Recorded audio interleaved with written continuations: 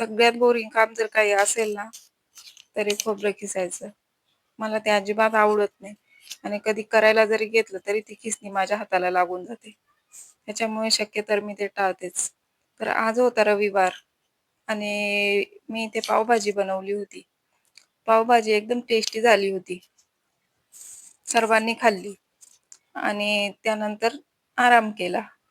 आणि संध्याकाळची वेळ झाली, पाहते तर काय फ्रीजमध्ये भाजीला काहीच नव्हतं.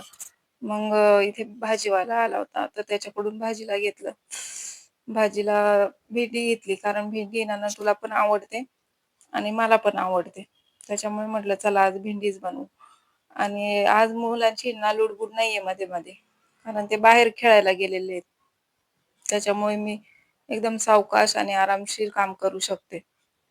त्यानंतर मी ते भाजीत तेल टाकायला पाहते तर काय तेलच संपलं होतं. तरी जेवढं होतं त्यातच मी ऍडजस्ट करून घेतलं. त्यानंतर इथे मी मस्तपैकी ज्वारीची भाकरी सुद्धा करून घेतली आणि तयार आहे भेंडीची भाजी आणि ज्वारीची भाकरी.